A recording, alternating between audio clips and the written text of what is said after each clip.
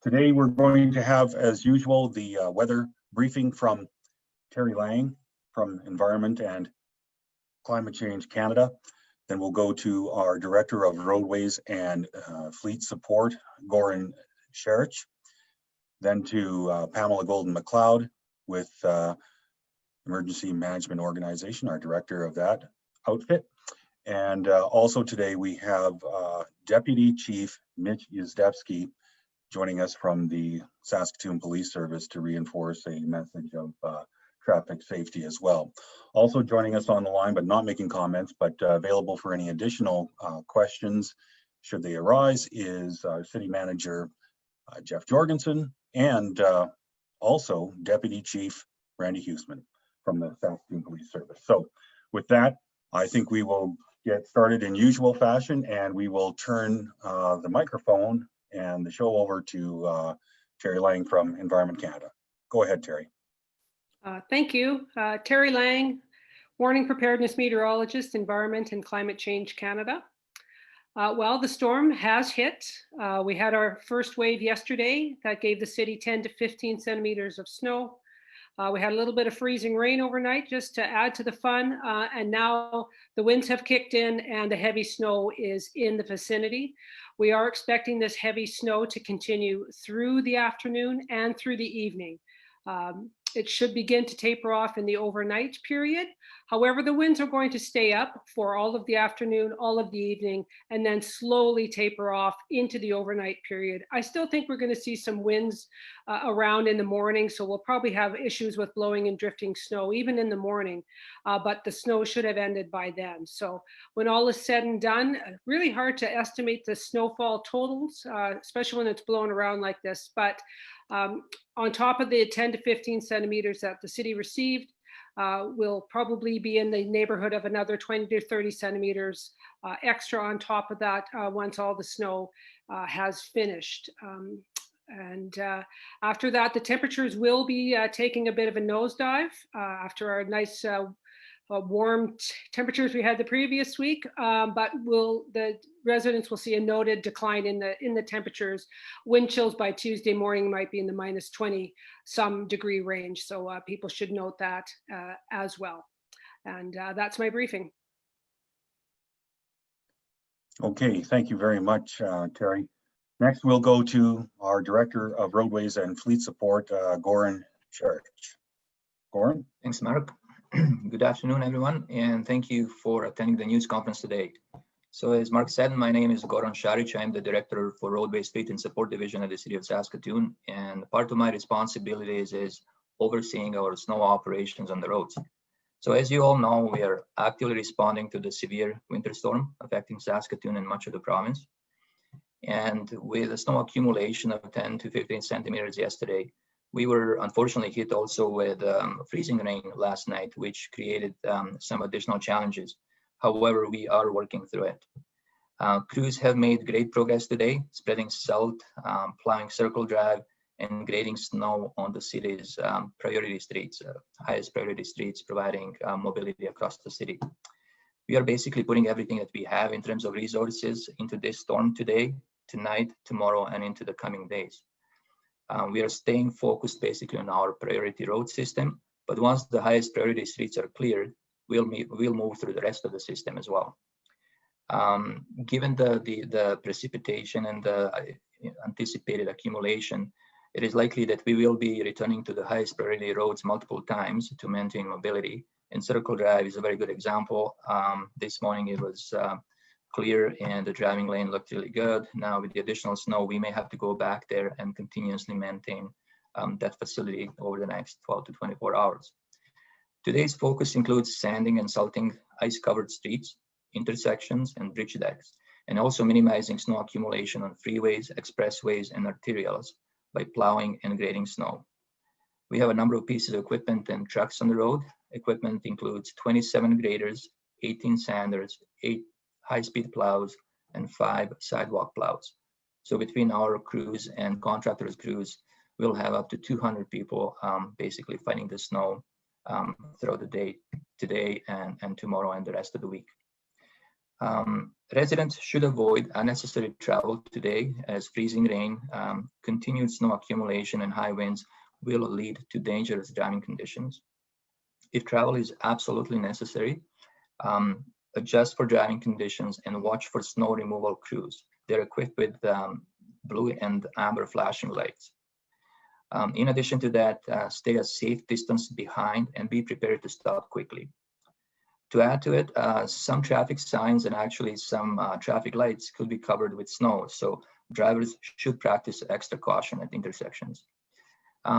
Residents are encouraged to get out and vote tomorrow in the civic election. It's a big day for our city, and they should do that if they haven't already done that. Caution is, however, advised when walking or driving throughout the city because of the snow and icy conditions. If polling stations are affected by snowfall to the point that they are not accessible, or if streets are impassable, our crews will address those locations and will respond appropriately. Residents are also encouraged to keep their sidewalks clear as much as possible to provide safe access for those who may be walking to those polling stations. Please do not push snow out onto the street when clearing snow from sidewalks and driveways, because that might clog up streets with snow and create accessibility issues.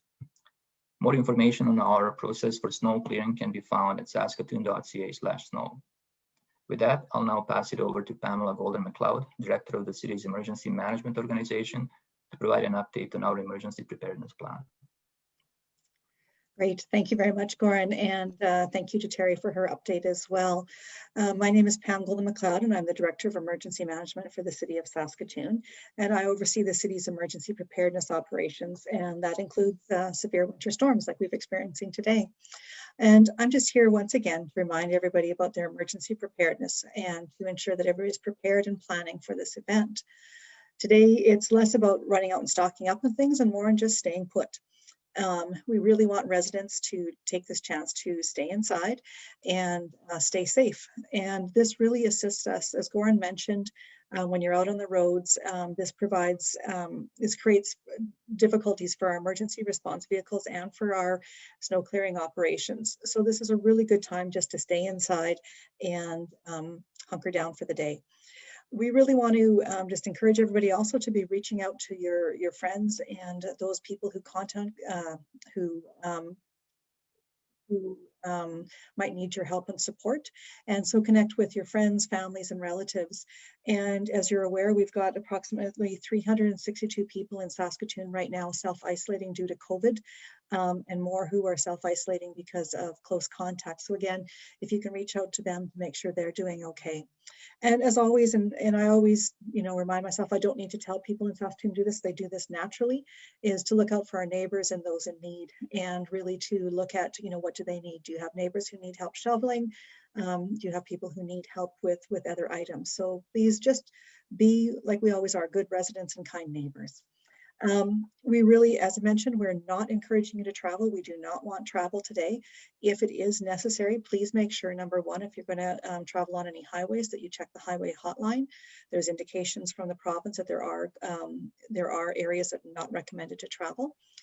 We want you to make sure that you're prepared to travel by making sure you have an emergency kit with you with warm clothes, blankets, candles, and snacks. And be sure to let someone know where you're going and what time you're expected to arrive. And you can also activate the GPS locator app on your smartphone, so assigned contacts can track you and know where you are. This is also a good time while you're staying inside and staying safe to plan for your plans for tomorrow morning, for Monday morning. We are expecting there to be some slowdowns.